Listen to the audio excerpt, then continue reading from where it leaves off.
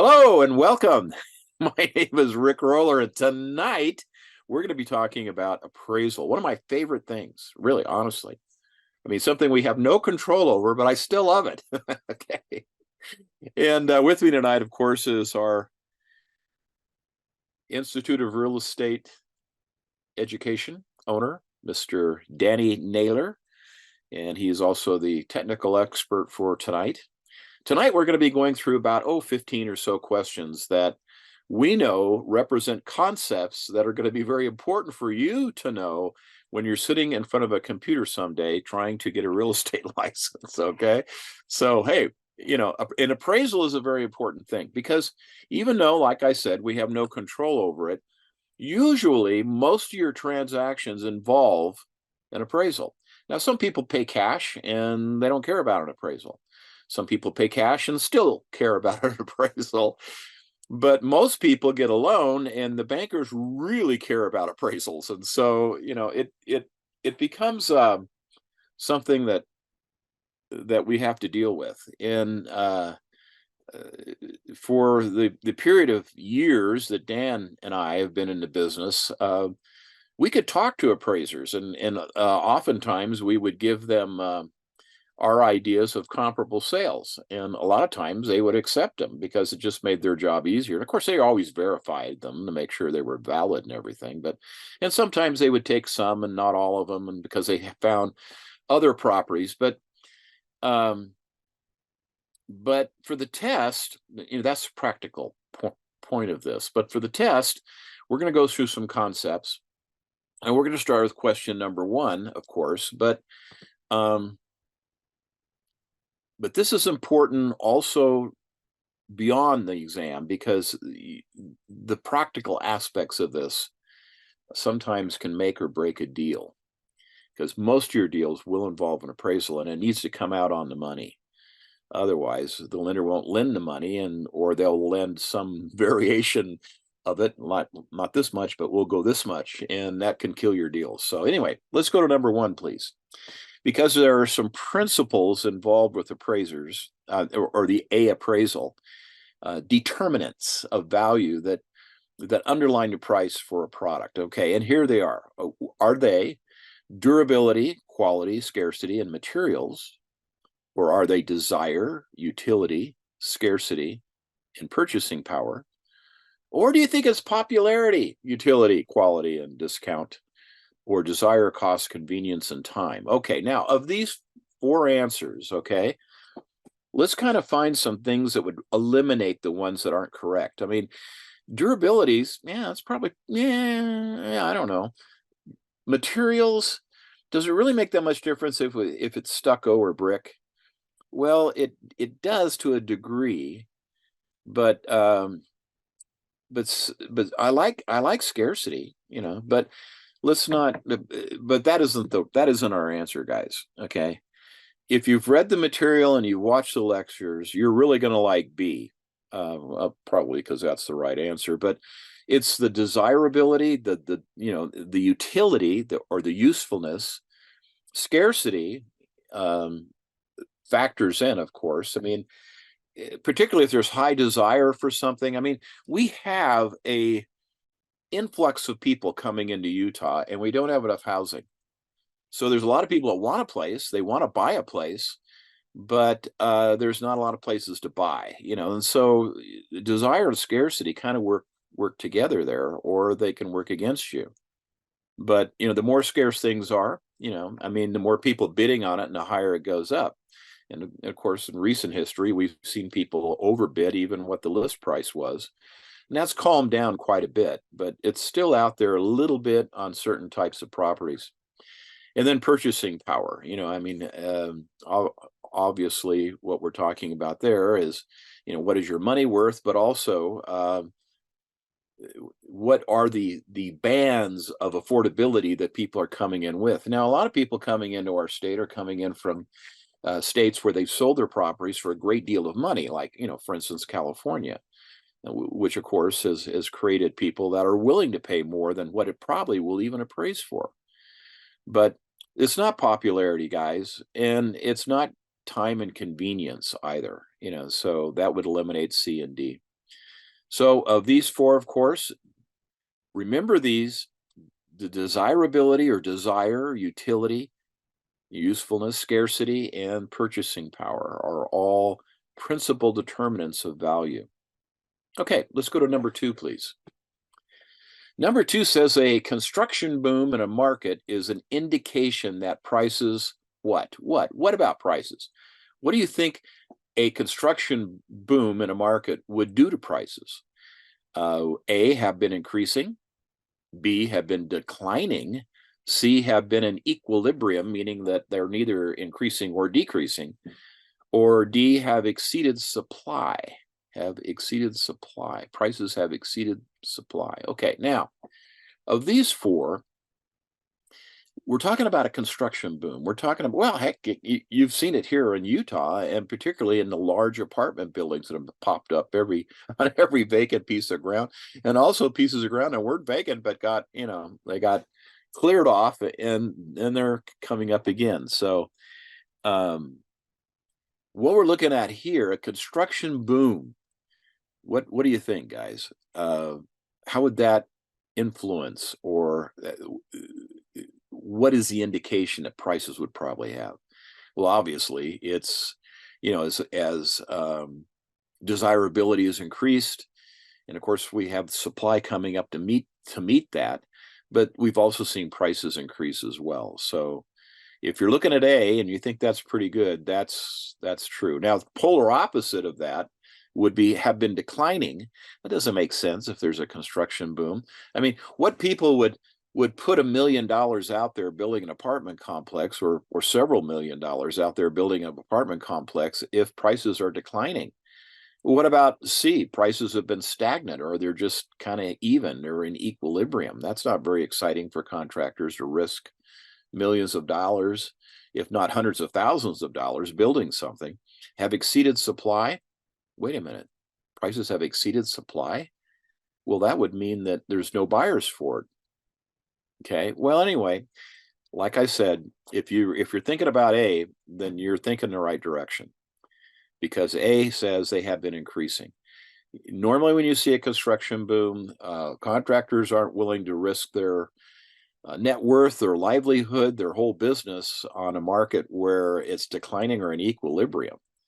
And so, if prices have exceeded supply, it's where the prices have been increasing, guys. That's where, and that's the kind of market we've been in for quite some time.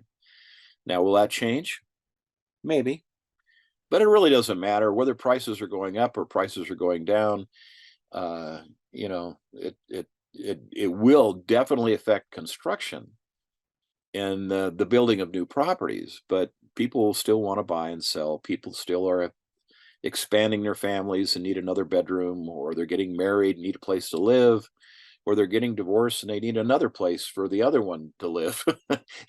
So it's whether all these things are happening or not, it's still a realtor's market. They still need our help.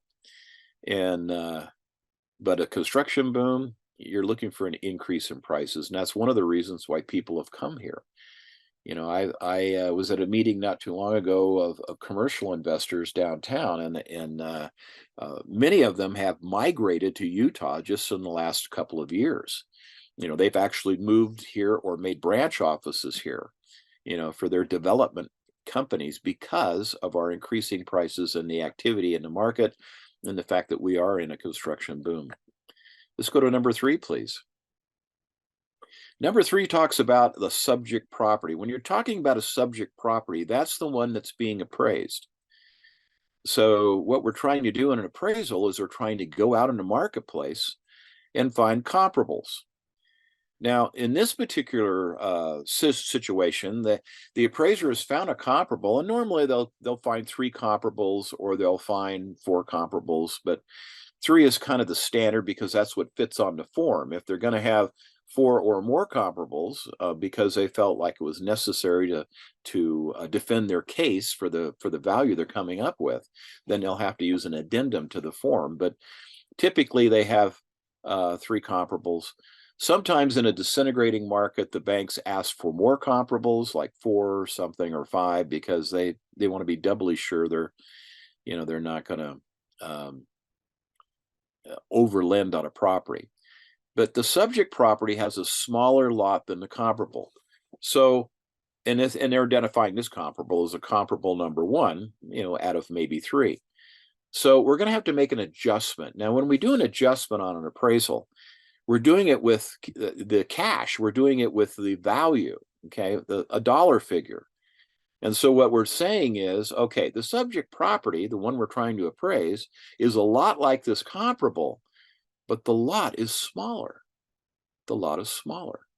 So think this through. We found a comparable, and all the comparables have something in common. And what they have in common is they have sold and closed. So we know what that comparable was worth, this comparable number one. But wait a minute. We want to make that comparable number one look like the subject property. Well, we're not going to go out there and move a fence or anything, but we're going to make an adjustment on the value that indicated, the value it actually sold for, because we want to make the comparable look more like the subject. Now, this is a very important concept in appraisal, because we don't adjust the subject, or do we adjust the subject? See, what we're trying to find out the value on is the subject property. What we have to look at are the comparable properties. We're trying to make the comparables give us an indication of what the subject might be worth. So we're going to adjust the comparables. Now, this one had a bigger lot, and it sold for this much money. Well, if it sold for that much money but had a bigger lot, wouldn't one with a smaller lot sell for a little bit less? Sure. Now, if this sounds artsy, then that's what an appraisal is. Because it has a lot of figures, and sometimes they have, cool photographs, and sometimes they have diagrams and things in appraisal. People look at it and say, well, this is very scientific, but it's not. Appraisals, my friends, are artwork. They're artwork. And so one appraiser paints with watercolors, and another paints with acrylics. So, and sometimes there could be a little variance. If they were scientific, they would always come in at the same price, even though two different appraisers did it. But they're not, they're artistic. So we're going to adjust comparable number one. And are we going to adjust it up or down? If we're trying to make it look like the subject, we're going to have to adjust that price down, because comparable number one, which we know what it sold for, or it wouldn't be a comparable, we're going to have to adjust it down because it had a larger lot. And, logically, if it had a larger lot, it probably sold for a little bit more money. And we're trying to make it look like the subject, so we're going to do an adjustment. Now, would that be an addition to one? No, that would make it even more less like the comparable. How about a subtraction to number one? Well, that one's warm and fuzzy. Kind of wrap your head around that one.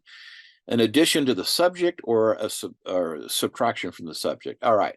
I already told you those two are wrong, because we never adjust the subjects. We adjust the comparables. I mean, if we were adjusting the subject, okay, and we had three comparables, we'd be, that thing would be all over the place. We're trying for each comparable to make it look as much as we can like the subject property. And so we're going to take a little bit of the value that number one sold for away, because it had a larger lot. And because it had a larger lot, we're going to have to lower that value a little bit to look more like the subject. So answer to this one, number three, of course, is we're going to make an adjustment. We're going to take a little bit away from number one. Now, how's the appraiser going to come up with this? Well, he's going to have to make a determination of what square footage of those types of lots are worth. So, this is hard work. And they go through lots of schooling, and they take a test, and they have to get a license. And more than that, they have something called the use pack that they have to abide by. In other words, there's kind of a standard that they have to go by. And the standard would require them to adjust the comparables, not to adjust the subjects. Okay, so we never adjust the subject. We only adjust the what? Comparables. That'll help you a lot on the test. Number four. Hey, hope you're enjoying the video. Be sure to like and subscribe so you don't miss any more of them. And if you want even more review material, we have in the Prep My Exam link in the comments, we've got a plethora of practice exams, we have audiobooks, we have an exam simulator, we have everything that our students use to pass the exam on their first try. Okay? And if you want to get licensed in Utah, check out realestateonlinelearning.com and we'll hook you up. Number 4 says to complete the sales comparison approach, the appraiser. Okay. It's going to do some of these things here. Now, let me back up a second. There are 3 approaches to value that are used in every appraisal, even residential properties, land, and the 3 approaches to value are: number 1, the sales comparison approach. Number 2, we're also going to, what we're using here is the sales comparison approach. That's what it says, right? Okay, so let's just focus in on that one for a moment. The sales comparison approach is going to say, like we saw in the last question, we're going to go out and find comparables. And then we're going to say, okay, what are these comparables like when we try to make them look like the subject property? So we're either going to raise the values of those that sold to look more like the subject because maybe it had a larger something, or lower or bigger or smaller something actually in order to make a positive adjustment. Now, another approach to the value would be the cost approach. Okay, and the cost approach is where you're going to get a lot of math involved because we're going to come up with the land value and then what are the improvements worth. And the appraisers have a lot of tools they use, and the one they use mostly on that particular approach would be the Marshall and Swift. Now, Marshall and Swift is a service out of LA, and they have reports and computer programs that are adjusted for all the different areas across the country. Now, they're not going to go to a small town and say, well, for Evanston, Wyoming, we did a lot of studies there. What they're going to do is they're going to take the larger towns in Wyoming and they're going to come up with a factor from there and say, well, this is 10% less than this one. And they have all figured out. This is what they do for a living, and they're very well thought of, and that's what they like to use. So to complete the sales comparison approach for adjustments, are we going to average? Are we going to weight the comparables? Are we going to discard all comparables having a lower value? No, because they may be exactly like the subject property, and that would be a good comparable. I mean, just because it sold for a lower price doesn't mean anything. Maybe it was in bad shape. I don't know. Identifies as, or maybe it was a distress sale, which would make it probably not the best comparable, but or identify the subject's value as that of the nearest comparable. Okay, so what do you think it's going to be, guys? Are we going to average? Are we going to weigh things? Well, obviously, we're going to weigh things. Okay. We're not going to take the 3 comparables, add them all up and divide by 3. That would be an average. That's not what we're doing, because sometimes the different elements and aspects of that item, like, well, for instance, the lot size we were looking at in a previous question here, that might be the only difference, so we're going to look at that. But more often than not, we have to make several different types of adjustments. Maybe adjustment for condition, maybe adjustments on a house where they had added a little bit to the garage. So it wasn't a 1-car garage, it was a 2-car garage now. But other than that, the houses were almost identical, built the same time, probably by the same contractor. So we can find lots of comparables with the 1-car garage. So what we're going to do is we're going to if one of the best comparables has a 2-car garage, we're going to have to make a negative adjustment there. But we don't average, guys. They're going to weigh them based on and obviously a comparable that had the fewest adjustments would be the most accurate comparable. Because if you had one that was adjusted way up, way down, way up, way down, and there's like 16 different adjustments, the appraiser might look for a better comparable. But sometimes, the comparables are hard to find because we're trying to find properties that are like the subject property in a recent proximity and, pretty much like it. I mean, as far as age and quality of instruction and everything else. So it's kind of a weighted average, and a lot of that, of course, we're going to use with Marshall and Swift. I mean, maybe they added a fireplace to one of the comparables. So what's that fireplace worth? Well, if you get into Marshall and Swift, it asks all these different questions like, okay, is it a zero clearance box, or was it a brick fireplace, that went all the way up, or was did it have a mantle? Did it not have a mantle? Was there a rock and for a facing in or brick, or was it wood?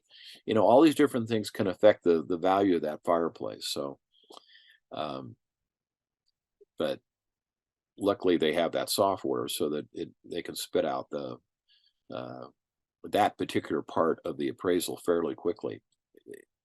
Okay. But they do make a lot of copious notes while they're going through the subject property because, they want to see it. Now, the other problem we have with the appraisal is, do you think they can get inside the comparables? Knock at your door. Hey, I see you bought this house about 4 months ago. Do you mind if I come in and look around? I want to use it for a comparable sale on an appraisal I'm doing, and I can say, excuse me? No, I don't think so. uh, anyway, so they're gonna, they can't get in. So what do you think they do? They call us. They call a realtor. Hey, tell me about the house that you sold 4 months ago. What was the condition? See, that house could have been, they could have bought that house and refurbished it quite a bit. So as an appraiser, I drive by and, whoa, look at the condition of that home. It's beautiful. The landscaping was all fresh and beautiful, and it was freshly painted, but that wasn't the condition it was in when it sold. Well, how are they going to know unless they call you and talk to you and you say, wow, they really fixed that sucker up, once they bought it. So now please take those calls. I mean, it affects all of us in the business. Oh, it's another dumb appraiser call. You know what? The easier you make their job, the easier our job's going to be as well. And I think personally, you ought to make a friend of an appraiser. You need a good appraiser friend. I mean, take them to lunch. I mean, you don't have to, you don't have to go to Lakai or anything. I mean, Market Street Grill. You can take them to, Moochie's to get a meatball sandwich or something. I mean, that's where they're used to going anyway. I mean, they don't, these are down to earth people, but and because you need a good appraiser that you can call and ask them, what's the difference between a 2-car and a 1-car garage? Well, it's about $1,600. Oh, yeah, great.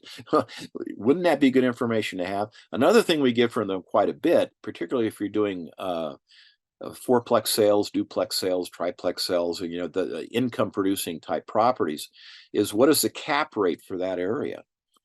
Well, you can do tons of research on your own, or you can pick up the phone and call your appraiser friend and say, hey, what's the cap rate in Mill Creek area for a fourplex? And they'll say, well, the one I'm using right now is 8.5, And this is what appraisers talk about, when they get together at Moochie's for lunch and whatnot and with their buddies. Hey, what are you guys using for cap rates in Mill Creek on fourplexes?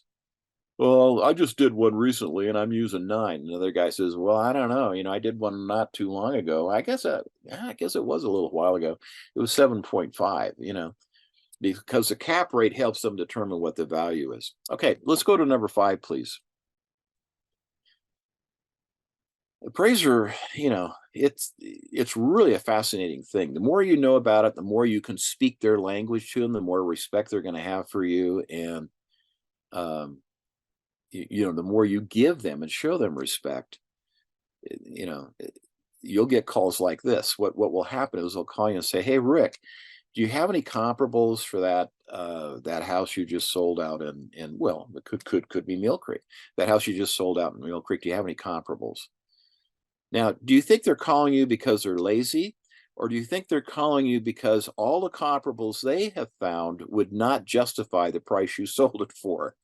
Wow, isn't that a great call? And you say your answer is, oh yeah, always yes. And then you go out and find some comparables because what he's telling you is, I've done the appraisal and you're not going to like it because I'm not coming in at your sales price. I can't find comparables that justify your higher price. So what are you going to do? Well, you're going to go to the MLS and you're going to track down comparables that sold recently that maybe they didn't have the time or haven't been put on the MLS yet. I mean, you've got 5 days or so to put those types of reports on on the MLS. So, you can call your competitors. Hey, I had something went under contract. Has that closed yet? They say, yeah, it just closed yesterday. Oh, great, great. Can you get that on the MLS under the sold file? Because I need it for a good comparable. Of course, you ask what it's sold for. And, in a very quickly expanding market where prices are going up, calling your realtor buddies and making sure those reports are put on the MLS in a timely manner are important. Or maybe, you just get the report on that and send it right over to the appraiser so they have it. But hey, if they call for help on comparables, they're doing you a favor. Now, here's a warehouse building and it lacks sufficient ceiling height for the operation of modern forklifts. This is an example of.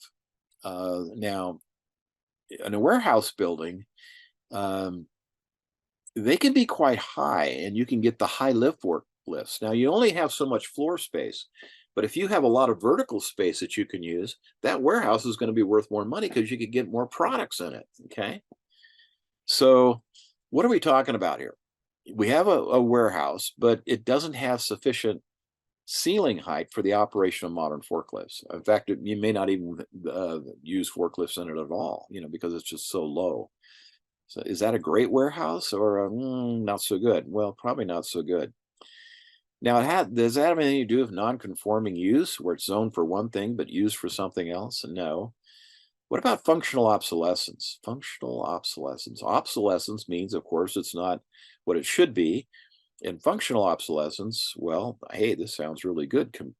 What we're looking here sounds so good because it's the right answer, by the way. Over improvement, no, it's kind of like under improvement or economic obsolescence.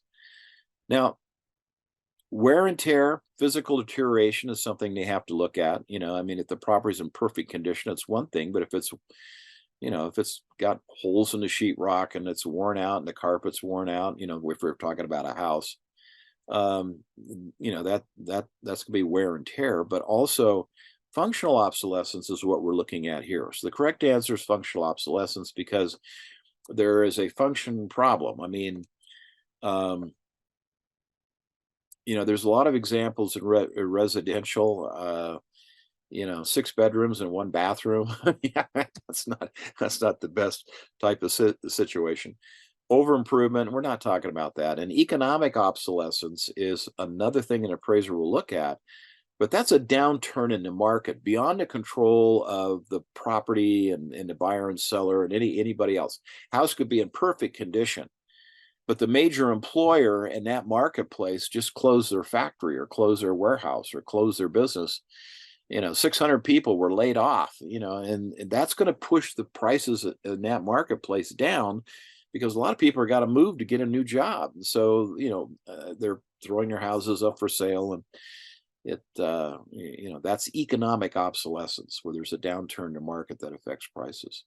And that's really the one that's hardest to control. Functional obsolescence, I don't know, in a warehouse, unless you can, tear off the ceiling and push it up, which is probably impractical. If it would cost more to do that than what the overall value would actually be, then that's something that you can't fix. So, but this is called functional obsolescence. Okay, a lot of words in appraisal that you need to know. In fact, vocabulary is really important for all aspects of the test. So let's go to number 6, please. What we're talking about here is one weakness of the cost approach.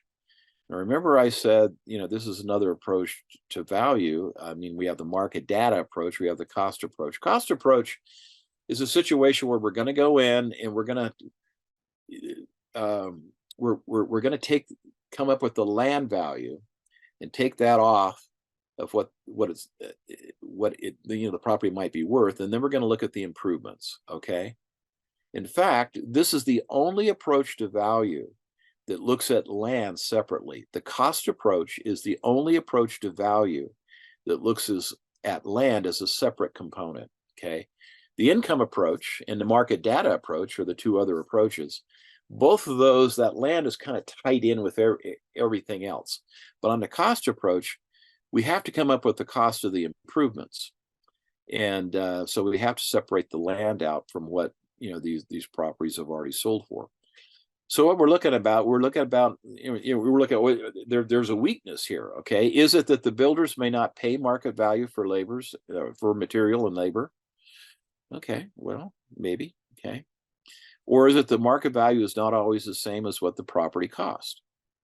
Yeah, sometimes land is so um, desirable, or perhaps that particular piece of land was because there was a scarcity for that particular type of zone property and whatnot, that they wanted to put a property on there for that purpose. um Sometimes it creates a situation where you have to pay more than you probably wanted to. Okay. Okay, comparables used may not have similar quality of construction. Well, they can adjust for that, and or actual Marshall and Swift has a very fine tuning adjustment for that. So, they could say it's a section exceptional quality, average quality, or you know, not that good. They use cheap materials and it wasn't even put together that well.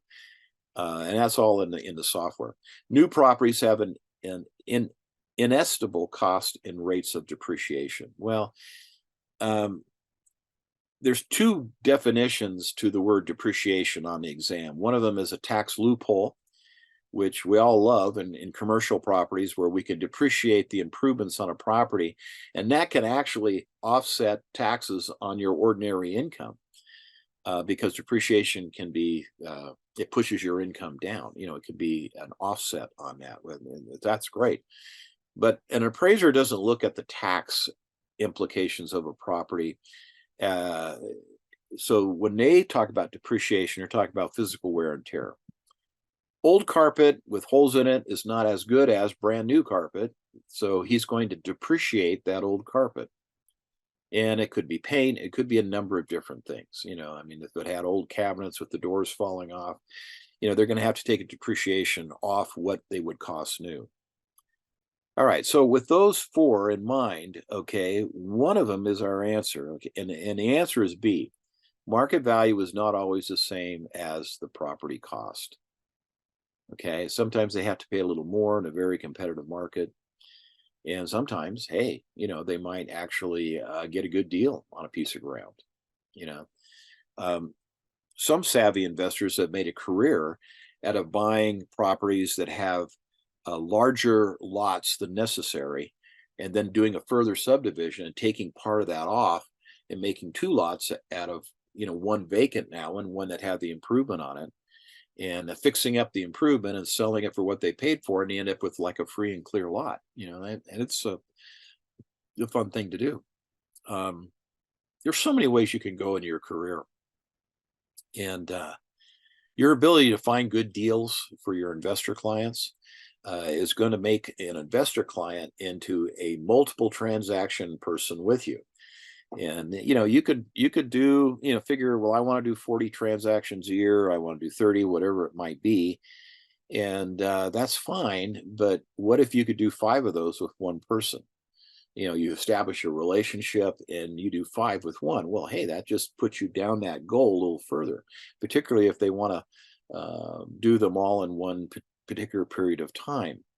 We're in the fourth quarter of as we do this particular review, as we record this. And this is, believe it or not, this is a great time to sell investment properties to your investors, because they're looking um, at some pretty serious tax consequences that they're going to have to pay this year. They had a great year. And so if they pick up a couple of properties, it's going to put them ahead for next year, but it's also, they might take a little bit of depreciation out of there that they can use to offset some of that tax liability for this year. But at least they'll be prepared in for next year. And as we are in the beginning of the fourth quarter, they might even be able to get several months of depreciation, which will help minimize their tax hit. A lot of stuff you got to know, but you'll pick it up. You'll pick it up as you go along. And what's really cool is a lot of this information, particularly on tax advantages and implications for your buyer, will be told to your buyer by his accountant, and then he'll say, "Go out and find a duplex or a triplex or something, and it will really help on your taxes." Okay, that's all he needed to know. And so they're going to call you and say, "I'm looking for a duplex or a triplex or maybe even a fourplex."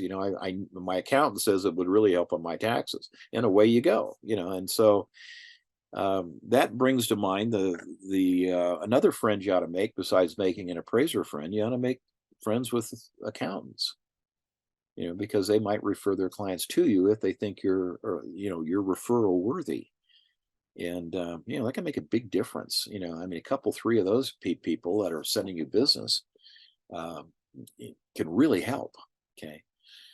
All right, well, that's number 6, and it's one of the weaknesses because sometimes they pay more, sometimes they pay less. But if obviously if they pay more, it's going to make your appraisal a little bit more difficult to come up with that value. Let's go to number 7, please. Number 7, an appraisal loss of value in a property from any cause is referred to as what?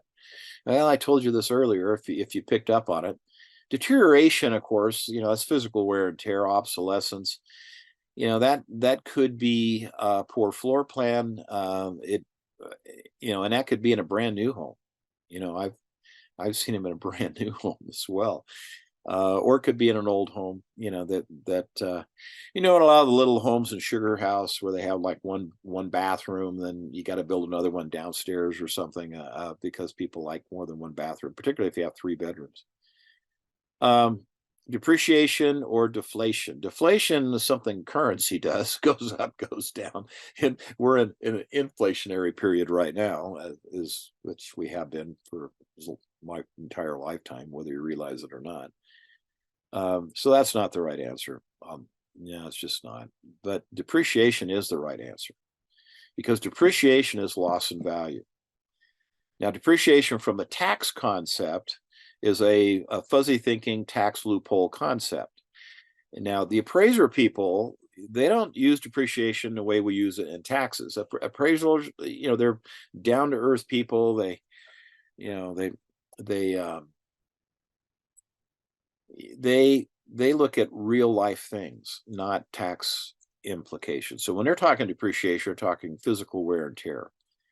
Okay, because but it could also be that economic obsolescence is a form of depreciation as well because the income, there's no opportunities for jobs here anymore, so the properties are going to go down in value. And we've talked about obsolescence, we talked about deterioration. So, but if you see a loss in value for property, the word they like to use, because they're real people that work in the real world, is depreciation. Worn out carpet in a property is going to cause that to be sold for a lower value because they're going to have to depreciate it or at least appraise for lower value because they're going to have to depreciate it. Okay. Okay, let's look at number 8, please. Number 8 says a significant tax advantage to owning primary residence is. Now, primary residence, there's things you can do, there's things you can't do. Investment properties, you can depreciate them using the tax word depreciation. But there's some significant advantages to buying your home over renting a home. And it really kind of falls into answer A, okay? Because answer A, there is a tax loophole concept. Now, the tax loophole concept is that you can depreciate the mortgage interest that you pay. And as you're aware, probably on a amortized loan, particularly in the first 7-8 years of an amortized loan, more of your payment goes towards interest, and just a little schmizzen of it goes towards principal reduction. Now, you can increase that advantage by getting a 15-year loan, but it's also going to increase your payment. And a lot of people are not buying here in comfort level or buying right here on comfort level, and so they want, the lowest payment they can get. So a lot of people are going to 30 and maybe even 35-year loans. But a 15-year loan will pay off ever so much quicker, and it might be a real advantage. I don't know if you can afford the freight. Okay. But one of the cool things about a mortgage payment, you can't write off any part of your rent. Now, obviously, if it's a commercial building or something, but we're talking about houses. So you're renting this house and you pay tax, and you get down to the end of the year and your accountant says, man, if you just buy a house, you could reduce your taxes, several thousands of dollars here. Instead of paying, the high rents you have to pay for a property now, 2,500, 3,500, $4,000 or more for rent. If you're paying a $4,000, $6,000, $2,500 house payment, big portion of that could be actually taken off your income by deducting the mortgage interest. B, you can deduct money spent on repairs. If you owned the house, yeah, but if you're a renter, you can't do that. You can depreciate the property, yeah, so if it was a rental, perhaps. And the investment tax credits are also available in certain types of deals and certain types of properties. So obviously, this is the question you're going to see: a significant tax advantage to owning a primary residence, because you can't depreciate your primary residence. But you can deduct the mortgage interest, which is a huge advantage. Now, why is it such a big advantage? Why did the IRS lobby the federal Congress to put that, to allow them to put that in the tax code? Because the tax code had to be passed through, it's a piece of legislation, went through the Senate and the House, and they voted on it and whatnot. Because the legislators know that, most of their constituents live in houses, and even constituents that don't own the house, the voters that don't own the house still live in a house somehow. And one of the big advantages to being a landlord is that you can deduct depreciation and some other types of things on that house, repairs, and of course the mortgage interest as well. So that encourages people to buy investment properties so that even people that don't own the house could actually live there, and they're voters too. So um, that that's one of the things they push through because they want to encourage home ownership, or at least encourage, if not home ownership, houses that you can actually rent, or properties that you can actually rent. So you can deduct the mortgage interest. It's a tax loophole, but it's an important one because it encourages people to want to invest in places where people can live, and they're voters. Let's look at number 9, please. Number 9 says the object of going through the hassle of a 1031 exchange is what? Now, 1031 exchange is a tax deferred exchange. And if you're deferring taxes, then obviously you're delaying a realized taxable gain. Now, you can sell your property, and if you sell a property, you're going to pay a tax, capital gains tax. If you're not making any money on it, I guess it doesn't make much difference. If you paid 200,000 for it, and 3 years later you're selling it for 180 because the market went down, well, then you don't have to worry about this. But if you're selling it for 300 because the market went up, then there's going to be a substantial taxable gain. And one of the ways to defer that gain, to pay the tax later, is to not sell it, but to trade it for something else. And that's what it's called, a 1031 tax deferred exchange. So obviously, I keep using the deferred or delay. So obviously, the answer to this number 9 is A. It's not transferring equity into a new property, although that is something you do in a tax deferred exchange, but that really doesn't that's not the advantage. The advantage is you could transfer more equity into a new property by the fact that you met the rules for a 1031 exchange, which allowed you to put that money to work or to keep it working. Now, eventually, you exchange, and then eventually you sell, and what's going to happen is that gain's going to be calculated from back in the beginning, and so there's going to be a bigger tax later. But with inflation and whatever else, it's always better to pay later than it is to pay now, because a $10,000 exchange now costs you 10 grand. But if we have 7% inflation over the next 10 years, that $10,000 figure, might not ouch as much, so money's worth less.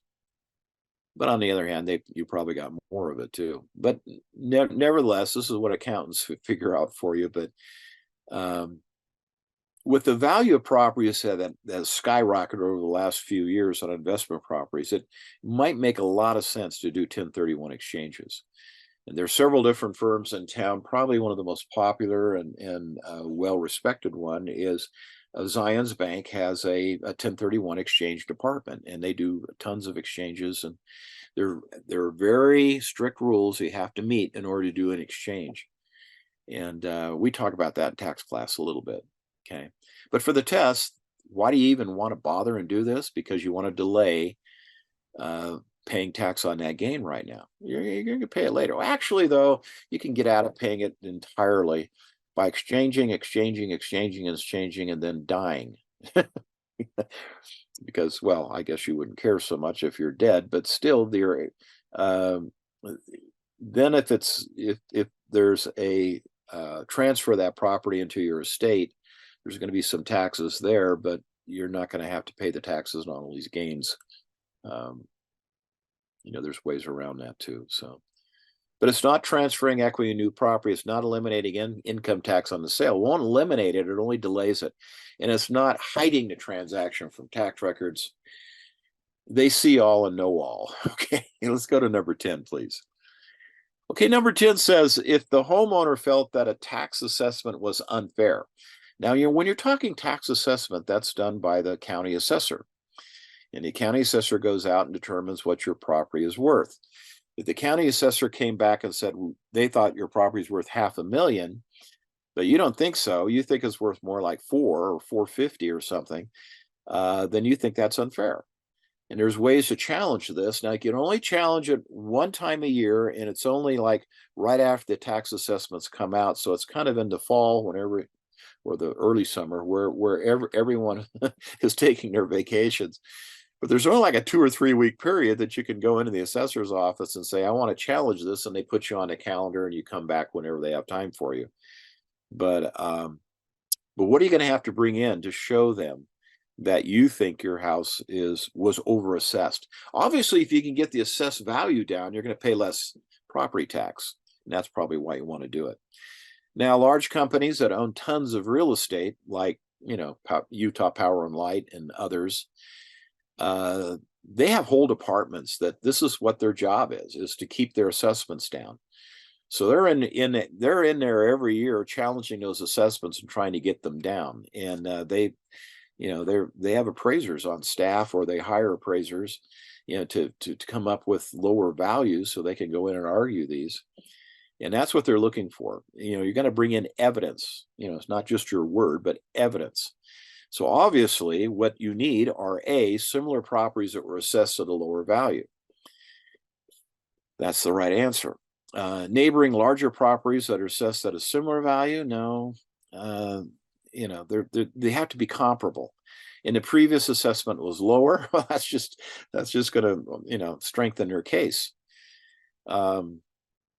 And if they've been assigned a tax penalty, that has nothing to do with anything here. So you're looking for comparables that were assessed at a lower value, and say, well, why is mine worth 5 and all these others are only worth 4, okay, or 450? And that's what you argue. And they say, yeah, maybe we're a little harsh on ours, and they typically bring it down.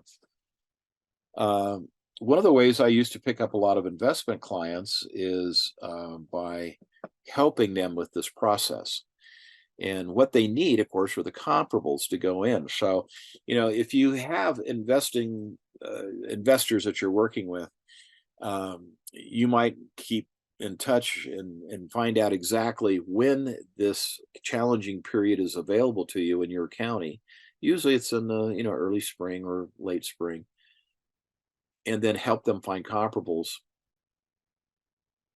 and then even help them apply and even go with them, to their tax challenge meetings. And this just, shows them you can have a continued interest in keeping their properties profitable by keeping the taxes down, and also a chance to maybe make a little extra money consulting or whatever. I used to do a lot of these. I used to do about 300 or 400 a year, and We charge $50 is all, and it, for our work. But it was a way of keeping in touch with people that are interested in keeping their primary residence down, but also for investor clients. And we did it with a big mailing. What happens is usually the county assessor will go through and they'll take the whole county and this is what they do in Salt Lake. Now, some of the smaller counties, they do the whole county because there's less properties. But, in our area, Salt Lake County, they divide that into quarters. They're quadrants, there's 4 quarters, and they kind of, every year they go to a different quadrant. So it's really every 4 years they've gone through the whole county doing assessments. So if you know what quadrant they're working in, and if that's one of the areas you want to specialize in, it might be a good opportunity to endear yourself to homeowners in that area. And this is one way you can do it. There's a lot of different ways you can create a real business in real estate. And this is one way that you can actually do that if you're interested. And I did it with an appraiser, and now she had a program that made these appraisals actually fairly easy to do and quick to do. We only charged $50. I gave her the $50, but I didn't care about that money. I cared about endearing myself to homeowners to where oh yeah, Rick's our realtor. He helped us keep our taxes down. And that's what you need. Number 11, please. Now, the term ad valorem is Latin, and it means according to value. If you stare at that long enough, maybe it'll translate. But ad valorem, valorem is a value, and ad valorem. So the property taxes are ad valorem taxes. In other words, they're supposed to be based on their value. So now, obviously, we're talking about county property taxes, and so is it the replacement value of the property? Well, that might be one thing they look at, but that's not the value that they come up with. This is the assessor's department again. And so it's going to be B, the assessed value of the property is what they're going to come up with. And that's what you're going to be challenging if you think they overassessed. Now, the best time to get involved with this type of activity, if it's of interest to you, is when the prices have fallen a little bit. Now, obviously, when the prices have gone up, you're going to be a hard time trying to convince anyone that that's not worth the $500,000. But if the prices have actually fallen in a marketplace, which we haven't seen in Utah for quite some time, then that might be an opportunity here. The millage value or the mill value of property, no, that's even just the mill levy is what it's really called, and it's that has nothing to do with the property. That has everything to do with the tax rate. The broker's estimate of value, it's the assessor's estimate of value that they're going after, and they're very similar, but sometimes not. So the correct answer to this one, if you're looking at ad valorem taxes, you're looking at the assessed value of that property. So that would be B. Let's go to number 12, please. Which of the following represents the largest tax rate? Now, tax rates are usually, they're determined by the mill levy, and some of it is in place already, and some of it gets added to when they want to do a remodel of a library or whatever, and we get to vote on some of these things. Should we increase the mill levy 2 mills, or because we want to do this, or we want to add a park, or we want to do something else, and you can vote on whether to increase the mill levy or not. And I guess if you like parks and great libraries and other services from the government, the mill levy is going to go up. And the mill levy needs to go up also because of inflation, perhaps.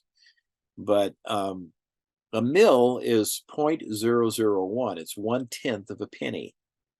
So if it was 1 mil, it would be 0.001, 1/10 of a cent. Okay. A penny is 0.01. So if it's a mil, it'd be that. So if it's 19 mils, okay, how would that be expressed? Will it be 0.019? So is 0.019 more than 0.002? 0.002 is 2 mils. Okay. 19 mils obviously is going to be more. $2 per thousand, you move the zeros around on that. That doesn't make sense. It makes sense. I mean, that could be called a tax rate, but obviously it's um, if it's $2 per thousand, we're going to roll that over uh, 3 spots. So obviously the answer is A, 19 mils. Okay, so because that's 0.019. Okay. Okay.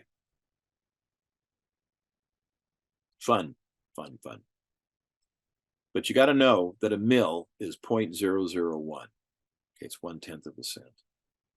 Okay, all right. So let's go and look at number 13, please. Number 13 says when a city or municipality wants to determine how much in property taxes the owner of property owes, well, someone's going to come out and have to make a determination what the value of that property is, because in order to determine how much taxes they owe on a property, they need to perform something on it. Is it an auction where they're going to sell it? No, of course not. Is it an appraisal? They don't do appraisals. They do assessments. Okay. And do they care what you think as a broker opinion? Well, sometimes they do when you go in and you challenge the taxes and you try to come up with these, but not really. What they really want is you to bring in evidence of properties that have sold for less than what they assess that subject property for. So what we're really looking at here, guys, obviously is the assessment. Well, that's what the county assessor does. They do assessments and they send their people out. Now, they've had very similar training to what an appraiser does, but they have different standards that they use. They're similar but different. Okay, but they're very similar. And one of the ways that you can get an assessment pulled down, if you're challenging their assessment, is to bring in an appraisal. So the correct answer to 13 is obviously the assessment, D. Thank you very much, Dan. Let's go to number 14, please. Now we're talking about a tax that is charged to a specific group of properties for a public project, like maybe putting in streetlights or curb and gutter or sidewalk. In a lot of parts of old Sandy, the old original Sandy City, they didn't have sidewalks. And so they would go in and over a period of years, they added streetlights and sidewalks. But that's a public project. And because they will be beneficiaries of the project, it's known as is it a transfer tax? Transfer tax, no, we don't have a transfer tax in Utah. Pretty much. There is a transfer fee charged on condominiums when you try to rejoin the association as the new owner. And there's a transfer fee on that, but it's not really a tax because that money is not going to the government, it's going to the association. Ad valorem, of course, we know that means according to value. A tax penalty is when you didn't pay your taxes, so now you owe the tax and a penalty. And then we have special assessment. That's the right answer. Special assessment is a tax charge to a certain group of homeowners because they're not going to tax the people in the area that already had sidewalks and lights. That was already taken care of maybe years ago or maybe last year or whenever. They're only going to tax those that were improved. And they have rules, if they're going to tax you, a lot of times they will in those types of improvements, particularly on sidewalks and curb and gutter, they're going to tax you on the front footage. So if your house is on a corner, you're going to pay more because you're going to pay on the side street plus the street in front of your house. And that's a whole lot of sidewalk to pay for. If you're just in the center of a street, then you've got a less piece of sidewalk to pay for, and so you will pay based on how much you got, and it's called a special assessment. But one of the rules is that the money they want from you cannot exceed the amount of value they added to your property. So if you want to go in and argue, look, you want $2,000, but I don't think I got a $2,000 bump in my property increase. I think it's only like $1,500. You might be able to talk them down into just the $1,500. It's another thing that they would require a lot of appraisal work in order to come up with that. But something to think about anyway. Okay, and particularly on your own properties. But special assessments, you get a value added to your property, and that's why they did it. They did it to make a neighborhood safer. They did it to make a neighborhood nicer. Now, street repairs and things like that, that should be taken out of your normal taxes. But adding something that wasn't there might incur a special assessment fee. Okay, and probably would. And our last question for tonight is on equitable right of redemption. Now, an equitable right of redemption has to do with a homeowner or property owner that's not paid his property taxes. If you don't pay your property taxes, eventually the government's going to step in and take it away. We have some really interesting and archaic rules here in Utah about how they do that. And it's way beyond what we're going to be talking about tonight. But there is a period of time when they're after you now for that delinquent tax bill that you can come in and pay it. And they call it a right of redemption, because if you don't redeem, this is the last effort, this is your last chance, okay, then your property is going to be sold at a tax sale. And if it's sold at a tax sale, then you still have a little period of time to come in and pay that. In most states. In our state, it's a little different, but it's still called an equitable right of redemption. It's just that they allow you, prior to the sale, a period of time to catch up on those taxes. It's kind of silly. I'm one that it's been talking with legislators for years and trying to get our tax laws changed, because it would be an advantage to our state. But they're looking at doing other things, so it's kind of tough to do. But equitable right of redemption allows a homeowner of a tax certificate to redeem it for a tax deed, or it gives a delinquent taxpayer a grace period prior to the sale in our state to pay the property taxes. If you're looking at B, that's the right answer. C, it gives a homeowner, the holder of the tax deed, the right to acquire the property named in a tax certificate. That's all she wrote, and that's not the right answer. And D, it gives a delinquent taxpayer a grace period after the tax sale. See, both those were, like after the tax sale. And one, they issued tax certificate. The other, they came out and said it was after the tax sale. It's a delinquent grace period. But ours is prior to the sale. So your delinquent taxpayer has a grace period prior to the sale. Now, the thing that's kind of weird is in our state, they let you slide for 4 years, and then it's sold at a May sale in the after that 4-year period of time. If this is all public record, you could actually go to the public record and you could find people that are delinquent 3 years in their taxes. And there's got to be a reason for that. Either they're just not paying it because they don't have the money, or maybe they slide and then quickly go in and redeem it, in the 4th year prior to the sale. Or I don't know, maybe there's other problems there. Maybe they're just, maybe they had a loss of income. Maybe there was a death and they're down to 1 income instead of 2 incomes. And this is one of the things they're sliding on. It's very hard to slide on your taxes if you have a loan on the house, because the tax lien is underneath. It is superior to the loan. And in other words, if your property sold at a tax sale and there's a loan on it, it wipes that loan off the property. So owner carry loans, maybe they don't follow or pay that much attention like they should. But institutional loans, they pay a lot of attention to this. And what they normally do is in your monthly payment, they require an additional amount of money. Instead of the payment just being principal and interest, it's principal, interest, taxes, and insurance impounds. So the taxes and insurance impound goes into an account so that they have enough money that they've collected over the year or so to pay those taxes. Because they realize, and now when I say they, I'm talking about the lender. They realize that if those taxes aren't paid, then at some point in time, our state's a little weird at 4 years, but most states, the government wants their taxes as quickly as they can get them. They don't let you slide for 4 years. Most states, there's a tax sale after 1 year, and so, but not here. So So one way of finding people that might be interested in doing something with you and listing their property and getting it sold, particularly properties they haven't been watching that close, or maybe they just appreciate the fact that you reminded them they better get in there and get it taken care of. Then you become their realtor because you're looking out for them.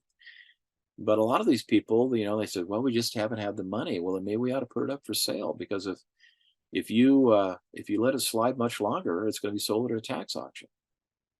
Okay, go ahead and list it. Let's get it sold. I mean, a lot of times these are people that are hiding from their problems, but you need to just be a little bit tenacious with them, and if they think that you have an interest in truly a sincere desire to bless their lives or to help them, then they're going to appreciate the fact that you're there. Okay. Well, that covers what we wanted to talk about tonight. Appreciate you being here. These are all recorded, so you know that if you couldn't be here live, well, you wouldn't hear me talking. But but I want to tell you that even some of our previous reviews are available to you, and they are a really great way of working on little niches that you might just need a little bit of sprucing up on. If you need help on appraisal, then go watch the appraisals, because we do not just one class, but several different classes on them with a whole set of different questions. So uh, it's one of the ways that our school, more than any other, and that you could have possibly have gone to, gives you an advantage when you're going into that test. And we want you to pass the first time. And that's my story, and I'm sticking to it. Thanks for being with us tonight. Thank you, Dan. And we will see you guys next time. Thanks for watching. If you want to show some appreciation to our instructors, be sure to like and subscribe so that they see how much you enjoyed it. And if you want any additional review material, check the links below for our full suite of practice materials for the real estate license exam. Thank you.